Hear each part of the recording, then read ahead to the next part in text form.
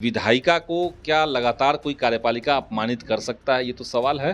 सरकार की जिम्मेदारी है और आज के समय में सरकार के लिए बहुत ही ज़रूरी चीज़ है, उस पर लगाम लगना चाहिए। वो हमने संज्ञान में दिया है माननीय मुख्यमंत्री महोदय को।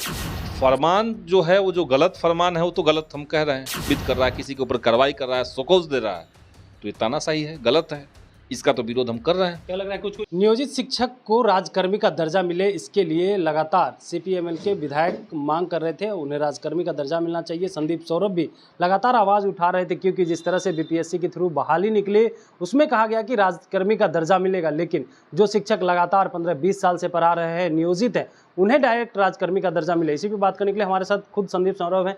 क्या कहेंगे? लगातार आवाज़ उठा रहे थे, कल मुख्यमंत्री अपने आवास पे बैठक भी बुलाई थी।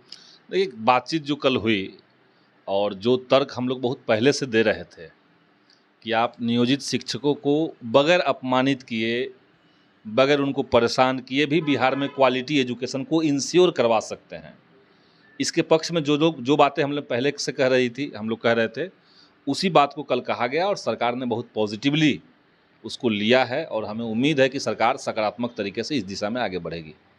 अब इसकी घोषणा सरकार किस तरीके से करती है, तैयारी किस तरीके से करती है, वो एक बात है।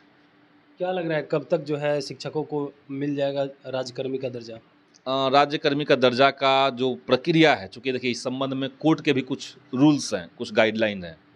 जैसे सुप्रीम कोर्ट का एक कोई गाइडलाइन की बात मुख्यमंत्री महोदय कह रहे थे, जहाँ पे किसी को आप प्रमोट करते हैं या कोई सरकारी कर्मी के तहत लेते हैं, तो कोई एक दक्षता परीक्षा हो या कोई एक डिपार्टमेंटल परीक्षा हो, इस तरह के कोई प्रावधान एक हो सकता है। तो उसी की रूपरेखा कैसे होगी, इस पर बातचीत होना है। वो होते ही अनाउंसमेंट तो मेरे ख्याल से जल्दी हो जाना चाहिए। क्या लग रहा है 15 अगस्त को नीतीश कुमार अनाउंसमेंट कर देंगे? अब ये तो हम दावे के साथ नहीं कह सकते हैं, लेकिन संभावना तो है। वो तो आप ही लोग मीडिया के माध्यम से ही हमको पता चला कि 15 अगस्त वो तारीख हो सकती है।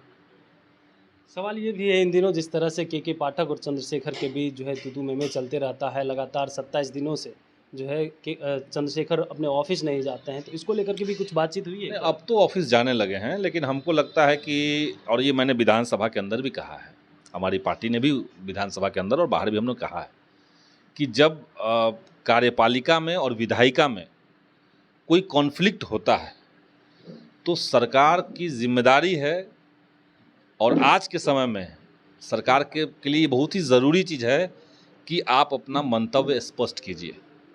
विधायिका को क्या लगातार कोई कार्यपालिका अपमानित कर सकता है, ये तो सवाल है और उस दिशा में सरकार को सोचना चाहिए।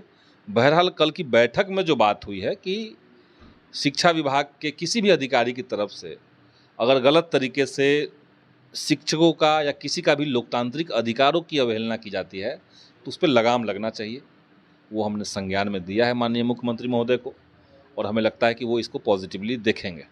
के पाठक जिस तरह से इन दिनों फरमान जारी कर रहे हैं, इसको आप किस रूप में देख रहे हैं? देखिए, फरमान जो है वो जो गलत फरमान है वो तो गलत हम कह रहे हैं, लेकिन जिस कार्रवाई के चलते या जिस एक्शन के चलते या जिस सक्रियता के चलते स्कूलों के अंदर बच्चे पहुंच रहे हैं, जैसे ये नियम बनाया गया कि 75% अटेंडेंस बच्चों का ज़रूरी होगा, ये मुझे अच्छा लगा।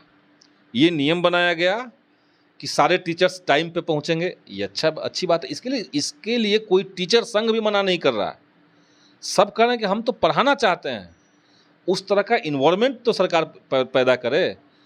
उत्क्रमित विद्यालयों में सरकार शिक्षक तो दे दे, तो बगैर शिक्षकों के तो कुछ होगा नहीं।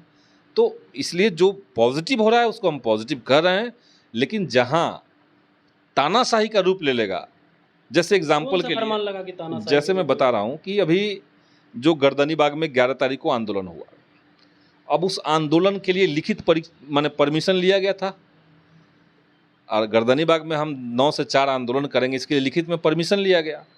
जो भी उसमें टीचर आए सब लोग अपने स्कूल में CL लेकर के आए थे, तो कैजुअल लीव का तो उनका अधिकार था, प्रोटेस्ट करने का उनका अधिकार था और लिखित उसकी अनुमति थी। इसके बावजूद अगर शिक्षा विभाग किसी को निलंबित कर रहा है, किसी के ऊपर कार्रवाई कर रहा है, सोकौज दे रहा है, तो ये तानाशाही है, गलत है, इसका तो विरोध हम कर रहे हैं। क्या लग रहा है कुछ तानाशाही कर रहे हैं क्या के पाठक? अब आपको पता ही होगा ना कि बिहार में कई सारे टीचर्स को निलंबन करने का नोटिस जारी कर दिया गया है, हजारों टीचर्स को। वो तो कह रहे हैं समय से नहीं आ रहे हैं, इस वजह नहीं, से समय से नहीं, चले जाते हैं। समय से जो नहीं आ रहे हैं वो कीजिए, वो कोई दिक्कत नहीं हमको है, लेकिन 11 तारीख को आंदोलन में आप क्यों आए, अगर ये कह करके किसी के ऊपर कार्रवाई आप कीजिएगा तो गलत है। लोकतंत्र में प्रोटेस्ट का अधिकार तो सबको है। तो इसलिए कल इस मुद्दे को भी उठाया गया और हमें लगता है कि जैसे ही राज्यकर्मी को लेकर के सरकार अपना रुख साफ करेगी तो इसको भी सॉर्ट आउट किया जाएगा। जी जरूर। तो आप सुन रहे थे, हमारे साथ थे संदीप सौरभ, जिन्होंने कहा कि साफ तौर पे जिस तरह से के पाठक इन दिनों फरमान जारी कर रहे हैं, कुछ फरमान तो सही है लेकिन कुछ फरमान जो है उनके सही नहीं, क्योंकि शिक्षक को भी प्रोटेस्ट करने का अधिकार है और जिस दिन वो प्रोटेस्ट करते हैं उस दिन कैजुअल लीव ले सकते हैं। जब कैजुअल लीव ले लिए तो फिर उनकी सैलरी क्यों काटी जा रही है। तो अभी तक के लिए इतना ही। देखते रहे इंडिया टॉप न्यूज़। मैं हूं कमलेश।